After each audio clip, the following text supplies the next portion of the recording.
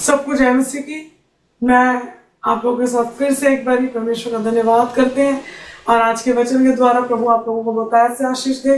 मैं ऐसा विश्वास करती हूँ कि आज का वचन भी आप लोगों के जीवन में एक आशीष का कारण होगा।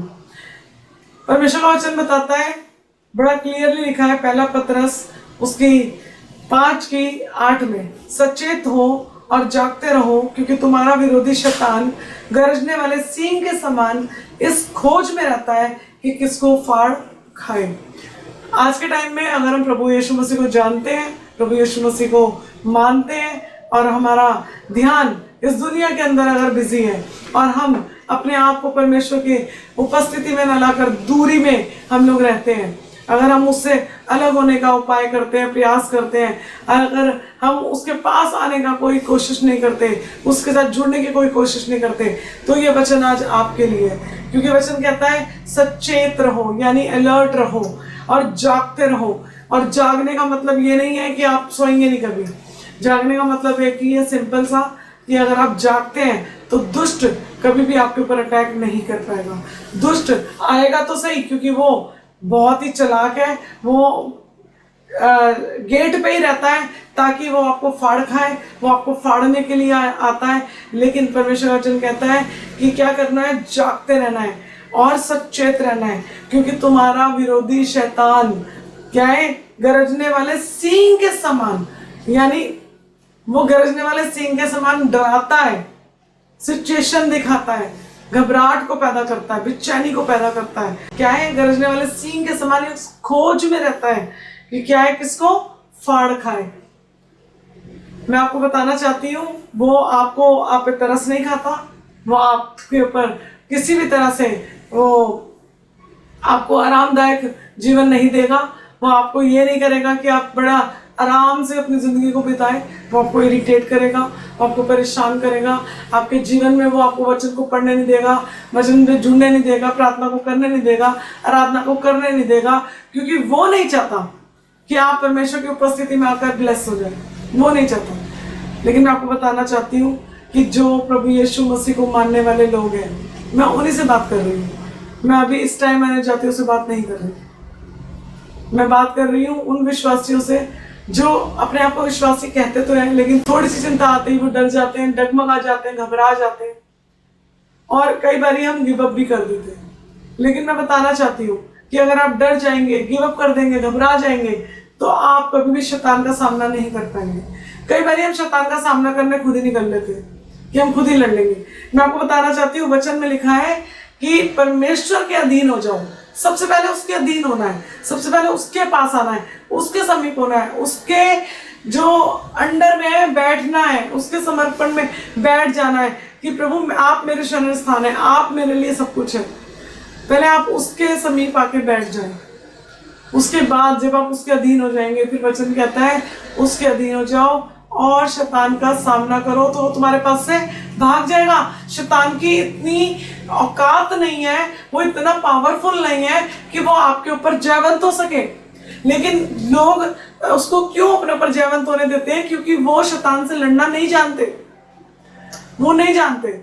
मैं आपको बताना चाहती हूँ, जिस टाइम पर सनी को ब्रेन स्ट्रोक आया था, आप लोगों से मैंने शेयर करी है बात, और आप जानते हैं अच्छे से कि जब ये हुआ था तो परमेश्वर वचन बताता है,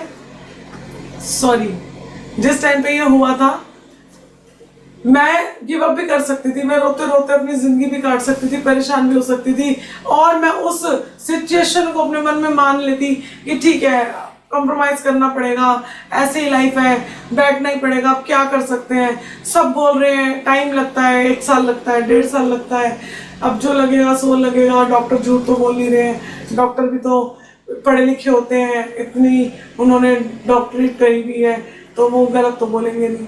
मैं भी सोच सकती थी, लेकिन मैं जानती हूँ बीमारी डॉक्टर नहीं देता, बीमारी परमेश्वर नहीं देता। बीमारी कौन देता है? शैतान देता है।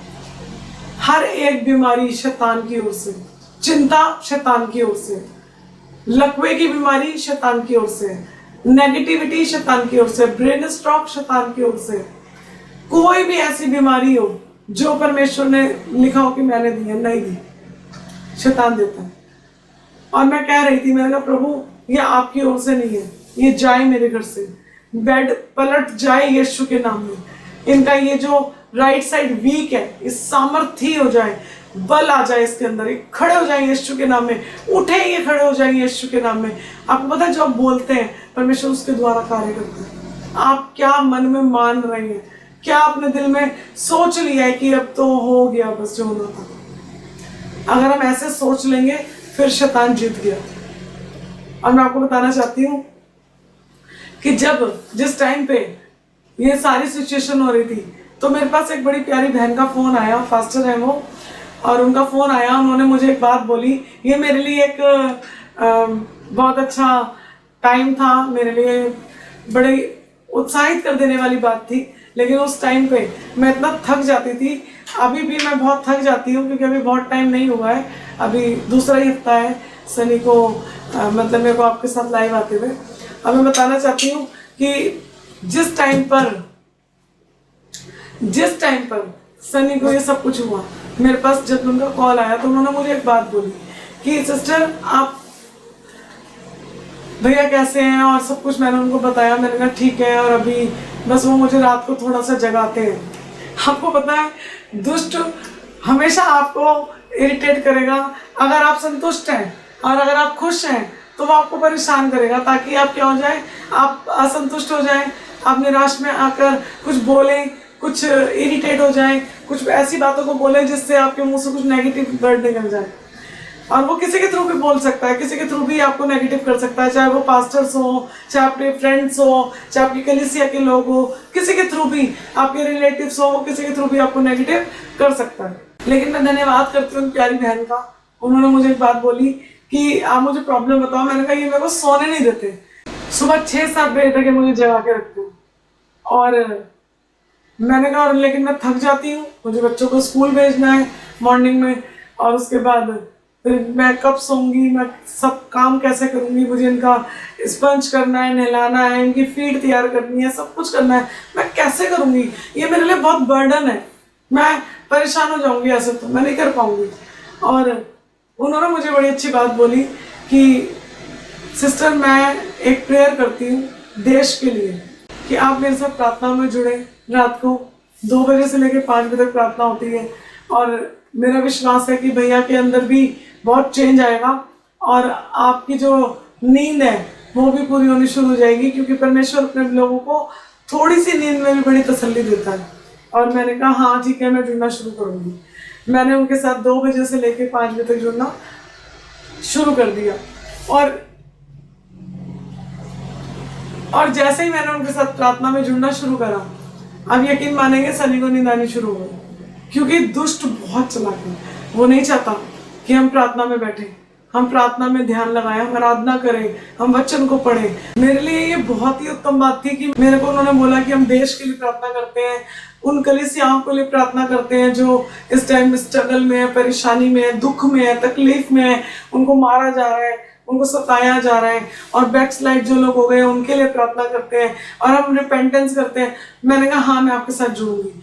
आप मानेंगे मैंने प्रार्थनाओं में जुड़ना शुरू करा, आज भी मैं प्रार्थनाओं में जुड़ती हूँ उनके साथ। लेकिन मैं आपको बताना चाहती हूँ कि जब मैं प्रार्थनाओं में जुड़ने लगी तो मेरा जो बोझ था, मेरी जो टेंशन थी, वो धीरे धीरे धीरे धीरे खत्म होने लगी, और मैं धीरे धीरे पावर को पाने लगी। धीरे धीरे मेरे अंदर एक नया उत्साह आने लगा, क्योंकि हम जब दूसरों के हित की चिंता करते हैं ना तो परमेश्वर हमारे हित की चिंता करता है। जब हम दूसरों की खेती सींचते हैं तो परमेश्वर हमारी खेती सींचता है। और देश के लिए कभी मैंने प्रार्थना की नहीं थी, मैंने नहीं की थी। हमारी प्रार्थनाएं खत्म नहीं होती, हमारी चिंताएं नहीं खत्म होती, अपने लोगों की, अपनी कलीसिया की, अपने चैनल की, अपने चर्च की, हम दूसरों के लिए क्या करेंगे। लेकिन जब मैंने उनका दिल देखा, जो परमेश्वर की आत्मा से भरा दिल था, कि वो लोगों के लिए प्रार्थना कर रही है एवरी डे, रात को जॉब करने वाली वो बहन है, और वो प्रार्थना कर रही है कैसे वो जॉब पर भी जाएंगी। मैंने कहा प्रभु अगर ये कर सकती है तो मैं भी कर सकती हूँ। और सच में ये बात मैं आपको सच बता रही हूँ कि जब मैंने करना शुरू करा, मैंने सनी के अंदर इम्प्रूवमेंट देखने शुरू करे। लोग गिव अप कर देते हैं, लोग परेशानी में परेशान हो जाते हैं, सोचते हैं कि ओहो अब तो हम क्या प्रार्थना करें, अब तो जो होना सा हो गया। ऐसे नहीं होता। अगर आप विश्वास करेंगे और आप बोलेंगे कि परमेश्वर मैं आपके साथ समय बिता रही हूँ और मैं जानती हूँ मेरा आपके साथ बिताया गया एक भी पल खराब नहीं जाएगा, एक भी पल खराब नहीं जाएगा। मैं आपको सच बता रही हूँ, मैंने अपने सारे काम को परमेश्वर के हाथों में सौंपा और मैं प्रार्थनाओं में बैठने लगी और धीरे धीरे धीरे धीरे मैंने चेंजेस को आते हुए देखा सनी के जीवन में। और यहाँ पे इस तरह से लिखा है कि वह इस खोज में रहता है कि किसको फाड़ खाए। अगर आप विश्वास में मजबूत नहीं होंगे तो वो फाड़ खाएगा। वचन में लिखा है विश्वास में दृढ़ होकर और ये जानकर उसका सामना करो कि तुम्हारे भाई जो संसार में हैं ऐसे दुख को सह रहे हैं। हमने विश्वास से उस युद्ध को जीता है, विश्वास में दृढ़ रहकर जीता है। अगर मैं अपने मन में मान लेती कि होएगा ही नहीं तो सच में नहीं होता। मेरा मन मानता ही नहीं। मैंने अपने मन में सोच लिया था नहीं प्रभु आपने ठीक करना है, आपने ठीक करना, आपके बेटे को आराधना लेनी है, आपके बेटे को वचन पढ़ने हैं, आपके बेटे को इसी जगह पर खड़े होकर आपका चैनल चलाना है। ऐसा हो ही नहीं सकता कि वो लेटे रहे, वो पड़े रहे। और हम प्रभु का धन्यवाद करते हैं कि जो हम मांगते हैं वो प्रभु देता है, जो हम बोलते हैं वो प्रभु सुनता है और वो हमारा सुनने वाला परमेश्वर है। तो प्रभु आज के वचन के द्वारा आपको आशीष दे। ध्यान रखें, अलर्ट रहें, सचेत रहें, जागते रहें और शैतान से ना डरें, परमेश्वर से डरें। यीशु के नाम में मांगते हैं, आमीन।